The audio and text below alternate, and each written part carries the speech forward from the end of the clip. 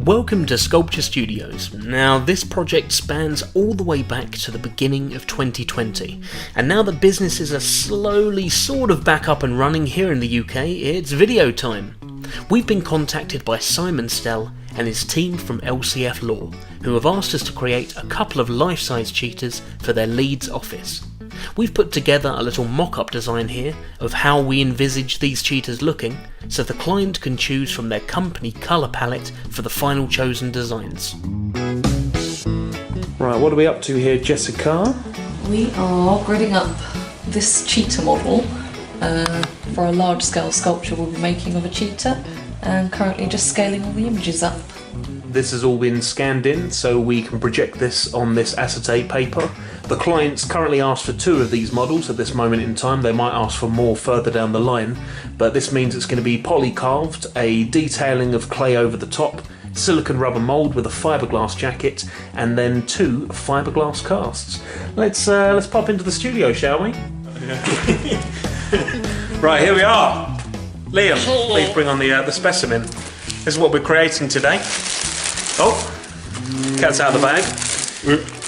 We're going to be making this cheetah.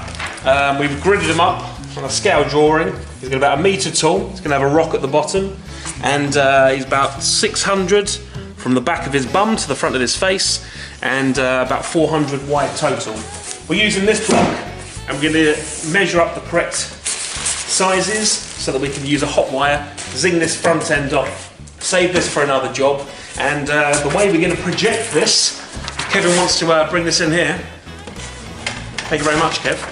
We're going to be using an overhead projector, nice and simple. Bring it completely onto the side, and we're going to block this out. Aiden's currently away on holiday, but we know he loves a bit of carving. So what we're going to do, we're going to block this out, cut the cubist form using hot wires, perhaps use the hot wire table because that's going to be nice and neat, and make sure we leave a little bit of extra material on there so that Aiden's got something to carve. That's it. Let's crack on.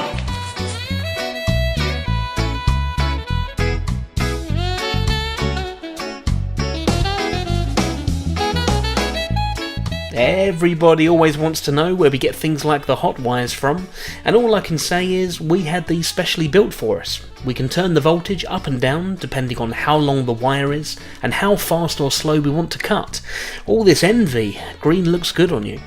We're blocking out the cubist form of the cheetah from the side-on profiles and the top plan view, and this will form the basis of the shape for Aiden to start working on after his little getaway. On holiday, vacation, I know. But he is the boss, he can literally do what he likes.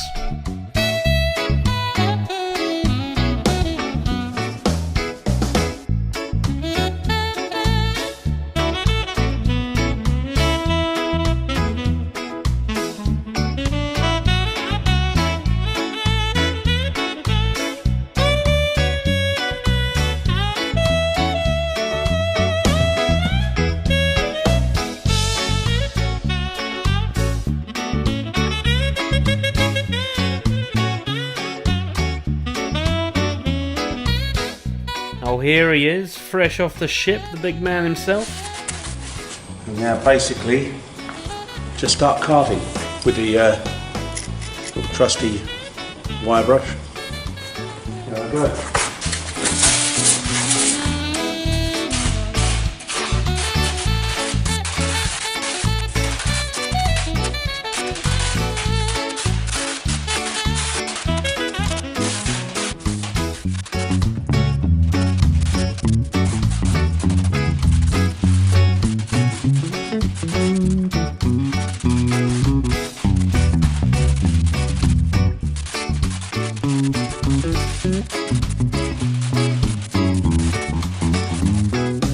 Carving by hand, Aiden's home away from home, and not a computer-aided machine cutter in sight. Using nail and wire brushes, the shape is honed down, and Aiden makes sure to refer back to the source material as much as possible. It's always handy having an actual 3D model sitting in front of you that you can directly compare to, as opposed to just concept images. Once Aiden's happy with the body shape, the surface is sanded down to remove any polystyrene beading, and we go over with a soft water-based plaster mix.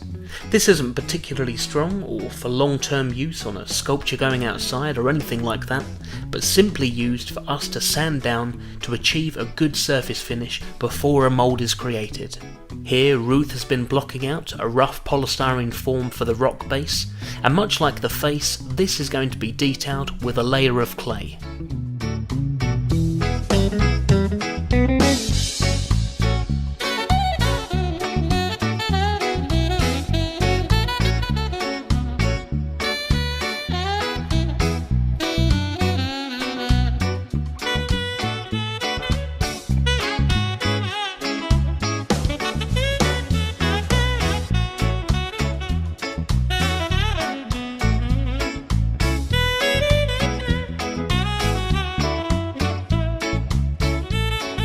So here we have Aidan with the cheetah heads, and we've got the model here, which is what we've based the body on. But as this is kind of a slightly artier piece, we think the head's a little bit small, and the client agrees.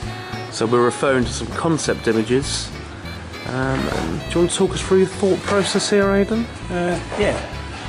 Unusually, I'm doing some clay sculpting as regards to just polystyrene.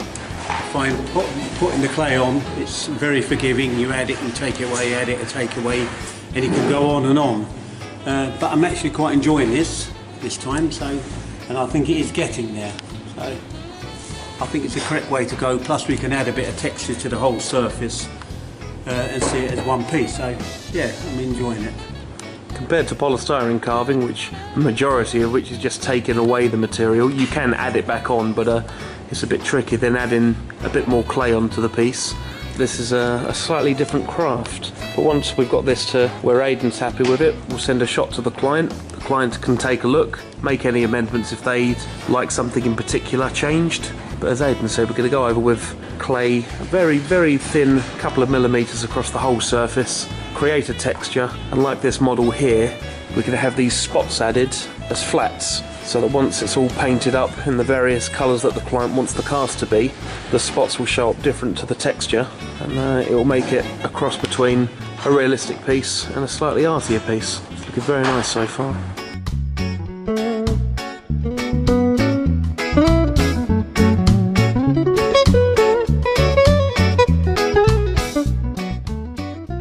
So we've printed off a couple of concept images, a few more images from the internet as a choice bit of reference. Amendments are being made.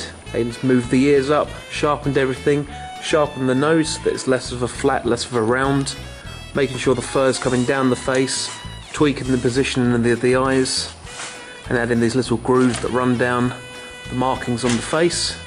And step by step, it's gradually getting much more to where we want it. We'll send a finished shot to the client, see if they're happy with it. If any amendments need to be made, that's the joy of clay. Once everything's finished, a mould can be made. We'll keep you up to date with that step as well. What? No. any cat related jokes? No, nothing here. Well, you spot on.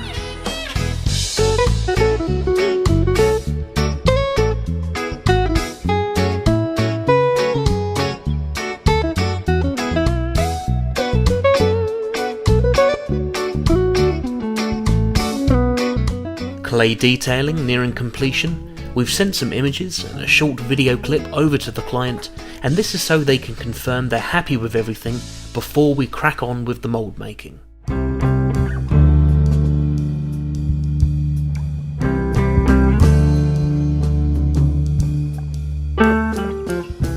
When creating a mould for this, we obviously have a lot of detail to achieve, and a slightly awkward in-out area around the front legs, so we're creating this from silicone rubber. Going over with the liquid layers first, then building up in heavier, more buttery layers, a silicone mould makes sure we achieve all of the clay work, and creates a mould that we can use to make more than just one cast. With the potential for more models further down the line, it's worth having a high quality mould at this stage so the client can simply push the button on having another batch created. After all of the rubber has gone on and set, we give this a glass fibre jacket so each rubber mould piece, when it's taken apart in segments, retains the correct shape in its fiberglass dish. You may be wondering why our cheetah is suddenly lame with his front legs removed. Sorry kid, the cab was rabid, had to put it down. No, that's so we can work and create the moulds in the cast for this area separately, and add it to the rest of the shape later. The body pieces would be impossible to cast and remove from the mould with the legs attached, so it's just another part of mould making to create breakpoints in the sculpture like this. The fiberglass jacket and the rubber mould pieces are all taken apart via split lines that we created during the moulding process. We go in with a gel coat of resin for the initial layer of the cast, backed up with multiple layers of glass fibre. The Cheetahs will be strong and durable, but relatively lightweight for their size. This means that one person could easily pick one up and move it to a new location in the office, as well as the fact that they can endure all of the law and justice that's going to be smacking around that office workspace.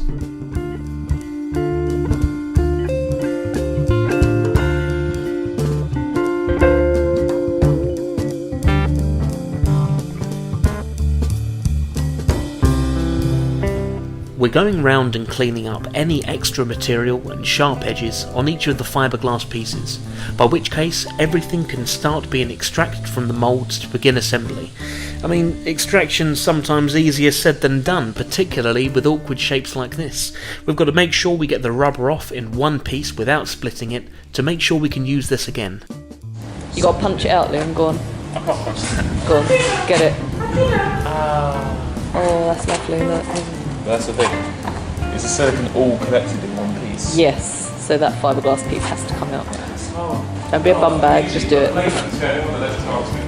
Helpful Jess is coming. Watching you do the hard work. Yeah, but please don't rip, please don't rip, please don't rip.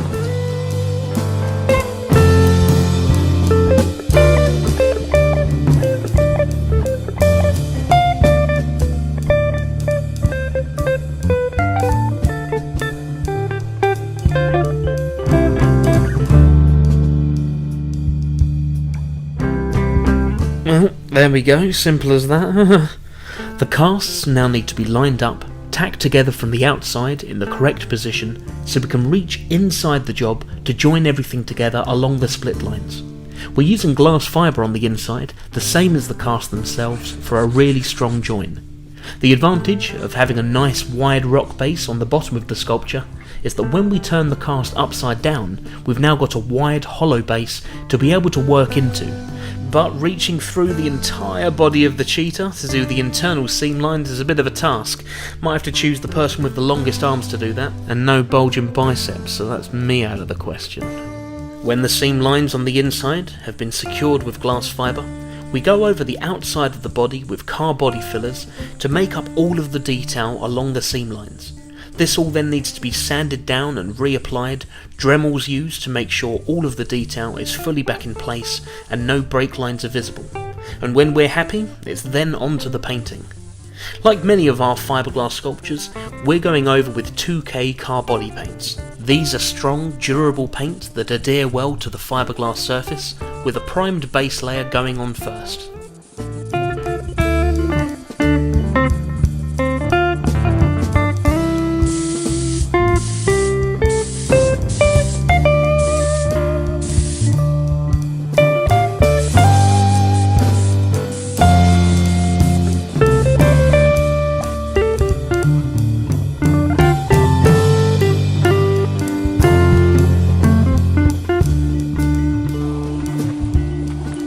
Here we are with the cheetahs so far.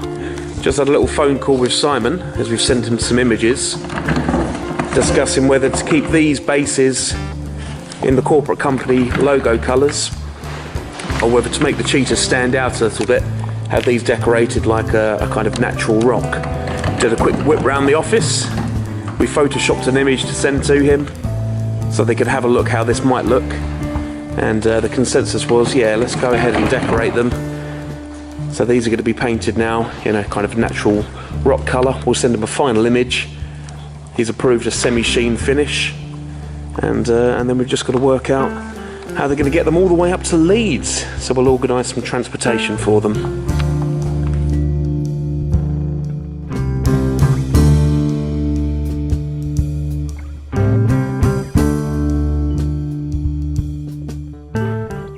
little airbrush work just to finish the project off, Jess is going around both bases, creating a theatrical textured look with a light sandy stone rock texture. The cheetahs are being left completely as a solid block colour, so no extra detail needed on the spots themselves. Now the sculptures are all complete, they're ready for collection. I say collection, a little bit of a break between the completion date of this project and the delivery, namely a 4-month break during the UK lockdown, but now they're finally up north in their new home. So I did a little bit of poking around, research as to why the cheetah, and the lore of the jungle is what appears on the LCF website, featuring a cheetah on their homepage. Hopefully this project, and hopefully this project video, inspires more work for LCF in the future, perhaps for their other branch offices in Ilkley, Bradford and Harrogate. Thank you very much indeed to Simon Stell and the rest of his team in Leeds for commissioning this project with us, and we really hope you've enjoyed watching the build process from start to finish. Thanks again must go to all of our subscribers out there for coming back for more and more projects, and hopefully we can continue pushing forward through the rest of 2020. Please feel free to leave any comments below, as they're always appreciated, and hit the subscribe button and the notification bell for our latest videos. You can like Sculpture Studios on Facebook and follow @AidenHines on Twitter, and for more of our work visit sculpturestudios.co.uk. Thank you very much for watching.